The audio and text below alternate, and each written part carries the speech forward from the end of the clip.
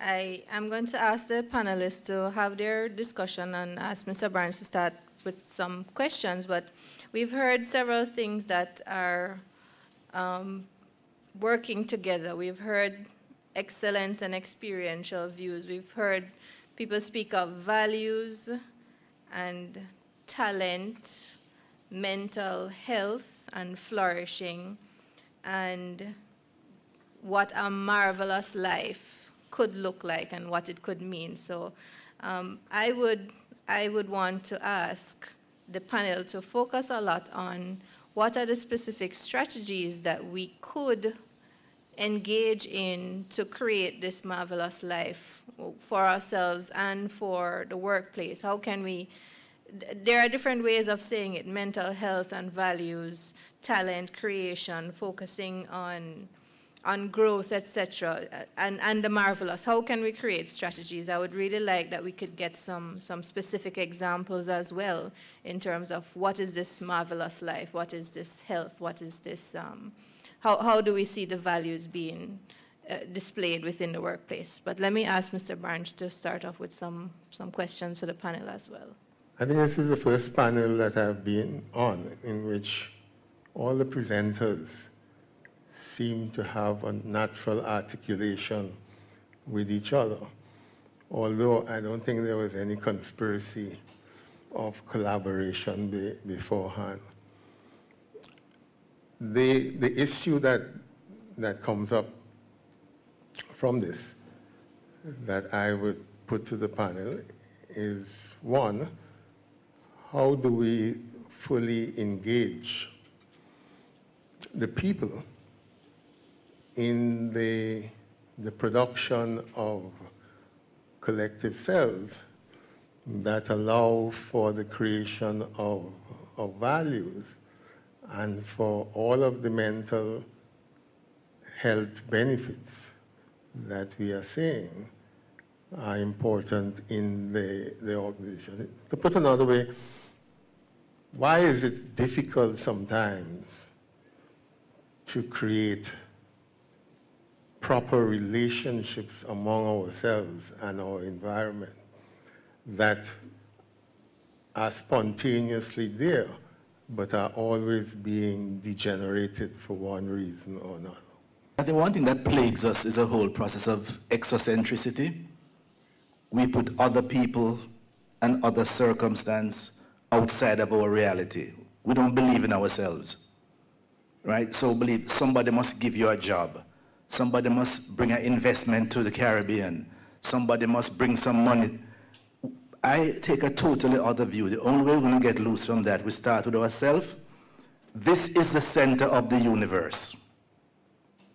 And then from that, there's a wonderful phrase I like to remind people of that. If you are not feeding yourself, it means you're either a domesticated pet, an animal, or some captive entity, or a child. But sovereign human beings feed themselves. So you have that's your first, nobody's responsible to give you a job or to feed you. Now, what do you bring to the table? As a human being, your human capital is all you have to offer. And you can do one of two things with it to get fed. You can solve a problem, or you can satisfy a desire. So that if we start with getting our people to understand, you're not just hewers of wood, you're not just laborers, you're not just brains for hire. You can dent the universe. You can solve the problems of the universe. So Bob Marley satisfied a desire beyond the shores of Jamaica. And people paid him for that. So, but too many of our leaders, too many of our people still see themselves as peripheral to the rest of the universe, that we have to beg somebody to come solve something for us. We have to beg somebody, beg your food, no? So that one thing, seeing ourselves as the center of the universe, seeing that my human capital, that God gave me that, and I will build it, I will develop. So when I go to get a quote-unquote a job, I'm not begging nobody nothing. I am bringing talent, skill, competence to the table, which I will sell to you for a fair exchange. I beg you nothing. But too many of our people, we take entry-level positions and turn them into careers.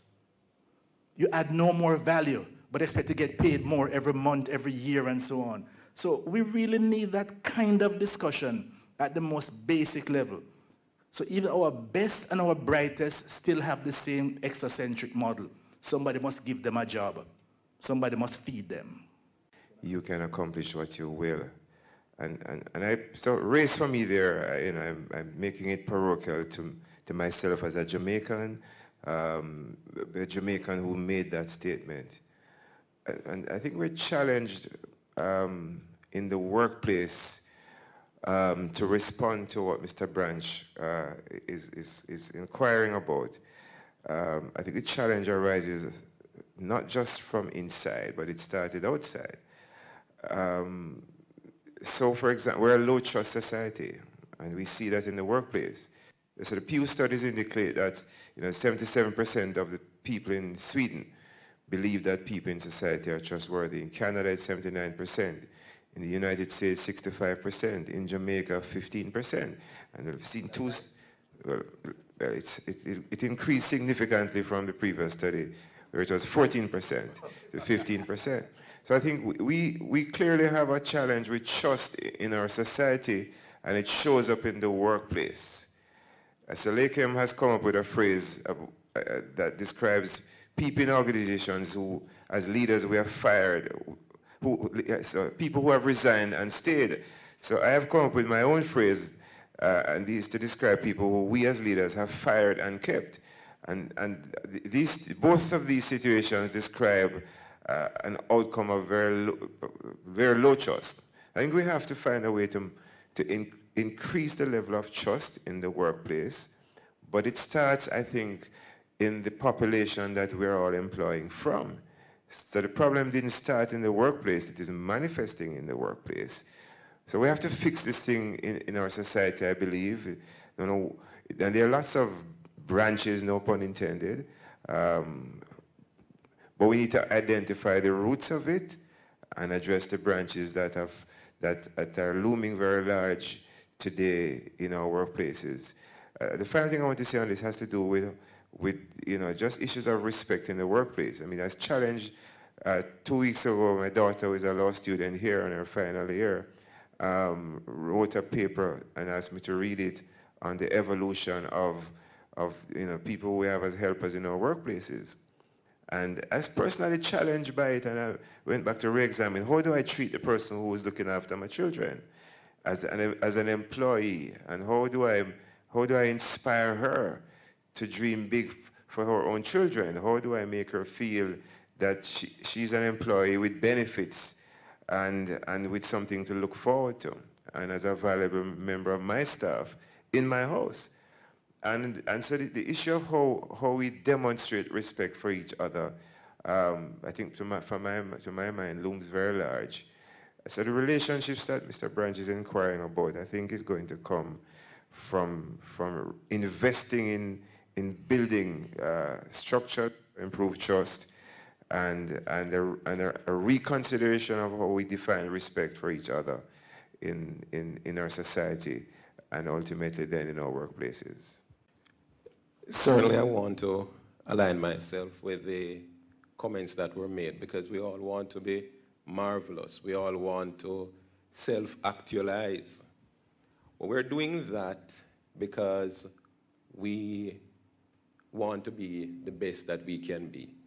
But that, in a simplistic context, is just not enough. And I think that is why my philosophy is so much focused on the whole matter of value creation. Because with all the many challenges and issues that we face individually as a person, we all want to self-actualize, because it is in that state that we are giving of our best and we are delivering the greatest value that we can. The workplaces need us to get to that level, because the workplaces need to maximize their value, and by extension, as a country. So the whole matter of value creation and how we own what we bring to the table is very important. And so the whole notion of leadership and the leadership of one, the leadership of yourself, taking responsibility for your actions, taking responsibility for plotting your career path. Be it, I'm going to go be an entrepreneur, or I'm going to be the next superstar CEO. What is that roadmap that I see for myself? And how will I get there? As HR leaders within organizations, we have to work on honing those many skill sets that come to us. And one of the significant things that we have to work to change is how we perceive work. Because if we are truly going to build out these global businesses and transform our organization, some of the things that we've taken for granted, some very simple things will have to change. We have to live in a world and work in a world where we are leading teams and being part of teams where we're not seeing our leader face to face, where we have accountability, but we don't have the control because the people who we lead are in other territories and they have entity-specific rules, but we may lead a region. So we have accountability without the kind of control.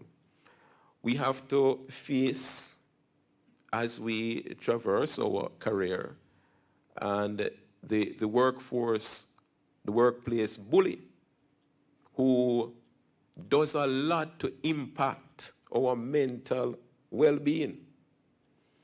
The most important element in happiness that I read recently was the relationship that one has with their supervisor, not their compensation or anything like that, but it's a relationship with your supervisor. So that is something that I know takes place. Workforce, the workplace bully, and how that impacts and makes life stressful. Certainly we can't be marvelous while being stressed at the same time. So there are many issues that are bound to get us to being marvelous. And we can continue the discussion. I really find this notion of innovation and starting your own business is really important because I see this in the United States as well among my college students. I think they've come to realize there's this culture of big business, and it's intimidating, I think, for many of our young people to think of starting up businesses because they look at Microsoft and they look at IBM. We idolize these Fortune 500 companies, and yet almost all of them started out as small businesses, and we don't teach our young people about how that started. We idolize sort of the big CEO, the trade, the stocks and the big companies, and I'm thinking, this really got me thinking about how do we create a culture of innovation and risk-taking? Because I do believe, I want my students too to say, well, don't just go get a job, start jobs, start a business. So I'm curious how you all think in the Caribbean context, if there's enough education going on in that area. That's our biggest area of opportunity because of the entitlement and because of this whole process that somebody must do it for you. I recently tried to engage the Development Bank of Jamaica in a project to fund what I'm considering 6 pathways to prosperity. The first one I mentioned were the best and the brightest. We can't have our best and our brightest students leaving school like a beg somebody at work. We want to see that now engaged in solving problems or satisfying desire. The second option we have is what I call the desperate and the dangerous. These are the equally bright young people who never pass any subjects. They're out there. If we can channel them into productivity, we have to build more jails because they're going to put their talent. I saw wonderful examples in Somalia where somebody engaged some young men who were on the verge of becoming trained as suicide bombers to start their own business. Basic premise, as a suicide bomber, you get 72 virgins. That's a lot of motivation. But as a businessman, you can get some live women. And they did the calculation, live versus dead, and yeah. We have some other, there's one I'm also, there's one called the tried and the proven. In Jamaica, if you make it to 60, you have 25 more years. What about all that talent, all those ideas that Scotiabank never allow you to, express? Sagicor never allow you to express. Now is your time. Can we start to fuel those people, provide them with the resources now to unlock that? And it's safe to invest in them. Why? At 60, you should be coming from prison, not going to prison. So they're not going to thief any money at that stage. I look at our Jamaica healthcare sector, matched with our education and agriculture, can feed this whole country. We can train doctors and nurses for a fraction of what it costs in America. America is short of 1 million nurses a year. Why aren't we providing that human capital intervention? We can train them, send them to you. You pay us for that. They send remittances home, and after 10 years, they can't take the call anymore. They come back home with their skills and talent. We just finally start talking about ganjanomics, marijuana, making it. And my policy for marijuana, folks, to make sure clear, is that the government has no right to take any tax from it whatsoever. Because if we had listened to the politicians over the years, we'd have killed off every ganja plant. So they have no right to take any tax from it now. But in terms of, so that is exactly where we need to go. Than just having our people now believe that you have to get a job, you have to get a job. The idea is that from early, what problem can you solve? What desire can you fulfill? And I think that's where we're going to create, because we have a Jamaican 2030, Vision 2030. But between now and 2030, half the jobs in the world will no longer exist. So when we talk about a linear trend now in terms of what you're going to do here now, what about, we don't know name of jobs as yet. We don't know them. Are we creating people who will be ready for that world that we have not yet even articulated? That's our biggest challenge. Interesting question. I mean, my son went to Arden High up to 5th form, and something was very intriguing about it. So he didn't learn a lot about doing some of the kind of stuff that I think is helpful to stimulating ideas in people's heads. But when he was 14, I discovered that he had a business online, and he was a senior vice president, and it was an online clothing business, selling clothes that I bought for him, and delivering them at extra lessons, when I thought he was very busily engaged in what they were teaching him at extra lessons. And then I discovered that he had a very unusual interest in coconut biscuits that he didn't like, and I thought he was giving them away to his friends, and I realized that he had a thriving coconut biscuit sale business at school. So where did you learn this focus on entrepreneur? I don't even know. But I do think that we have a challenge with the school system, because when I went to traditional high school in Jamaica, and in Kingston I tell people I went to KC, Knox College, and it's a bogus KC, right? You'll hear it soon. And we didn't learn anything at Knox. Like what I saw at Homewood when I went to teach at Homewood after I was finished 6th form. And people were doing engineering science and mechanical engineering, and I was a 5th form teacher for the agricultural science group. Those kids left high school prepared to go do businesses, whether they wanted to do business in metal work or auto mechanical engineering on the side. While they left, I left, and I went to a very good high school, don't get me wrong, but I wasn't delivered into the world as a functional person.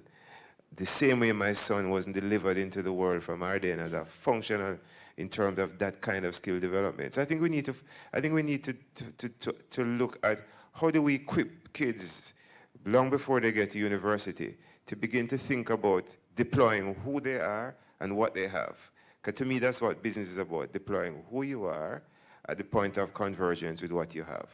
And you get to university without understanding any of that.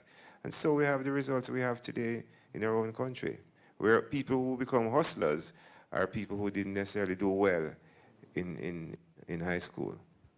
Just quickly to add, I want to embrace the genius of the and.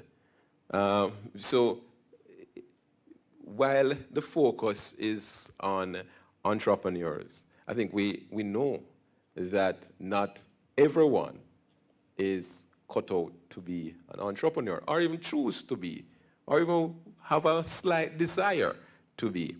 So we have to prepare entrepreneurs, but we also have to prepare people with entrepreneurial thinking and essence that they will be able to flourish in a team setting, which is the workplace, abiding by those common norms and valuing, and this might be a little dangerous, valuing the team above themselves. So if the paradigm is, if I do my best to protect what protects me, which is the company I work for, I really don't need to focus so much on me, because as the company grows, so shall I. So I'm embracing the genius of the and. We need to build out entrepreneurs, but we also need to build out entrepreneurial thinking for those within the workforce. Can I ask another question? I asked a question particularly to the three gentlemen who either have companies or who work in companies at significant positions. And the question is, I'm getting a sense that when people come into the organization, they're coming with a number of cultural defects in terms of the production of the outcomes that we have in the organization. The question I want to ask is, can we identify any cultural pluses and values that they're coming with that perhaps the organization is not sufficiently sensitive to and not sufficiently exploiting? Where we're seeing that more so now, well, this whole issue that for the first time in the world, there are 4 generations in the workplace. From the traditionalists and the baby boomers and the Gen X and the Gen Ys. Before you just have old people and young people. But we now understand, at least I acknowledge, that many of those people who are that Gen Y, they bring some talent and some skills and some competencies that initially was being interpreted as disruptive. That they don't listen and they don't have the discipline, and that if we don't harness that and we work with them, find out how would they like to do it. It's wonderful when you have some bright, lazy people in your organization. Bright and lazy, I mean that they will find the fastest way to do things because they don't want to work hard, they want to work smart. So the idea is that giving them challenges, they set the parameters, they set the time. We set the post, we need to have this done by Friday. Now, you figure it out. Years ago, in my own company, we experimented with something called VPO 1, 2, and 3. VPO stands for Virtual Private Office. So you have something to do, you can apply for VPO 1. Meaning that you're going to be at your desk, but people pretend like you're not at work. Nobody bother you. So you get the work done. VPO 2, you go in a meeting room, so nobody can even see you. What do you think VPO 3 is? Anywhere you want to be. Hellshire. Any beach you want, but guess what? The objective, the end objective is still required. I find that kind of freedom. There are too many companies in Jamaica that work is defined as you sitting at your desk so I can watch you. And if I can't watch you, that means you're not working. And you could have been up all night doing something for the company, hint, hint, right? But they're concerned. Where were you at 9 o'clock in the morning? Sorry. So that's the kind of challenge. They have the skills and the passion and the talent, but they have to try and fit it into the lines that the company has already set. Some of the companies are realizing that they're making a big, big mistake. They need to kind of find a way. The same way that Jack Welch started this concept of reverse mentoring, where he had all the senior managers of the company identify somebody under 30 to be your mentor, because there's a serious mismatch between the world that was and the world that's to come. If you even take the question of a smartphone, the average senior manager, when they get a smartphone, if there wasn't somebody from IT or some 10-year-old in their house, they couldn't put the phone together. We have all those kids in our place now that literally, the way their mind works, they build relationships virtual before building them real. So working with cross-functional teams in different islands, different countries, online is natural for them because they've been doing it for the last 10 years. So those are some of the areas that I see that there's some serious pluses in the workplace that many of the bigger traditional companies are not equipped, are not happily enhancing those talents. One area I think is an opportunity for us. Today, connectivity has trumped confidentiality, and by that I mean young people today are not focused on. In my generation, we were taught not to tell people our business. Young people know there's a competition for how fast you can tell everybody your business. And so it's online. So connectivity is certainly more important than confidentiality. No, that's a weakness, especially in an environment where confidentiality is key. In businesses where your public is reposing trust in you, be careful with so information is a strategic asset.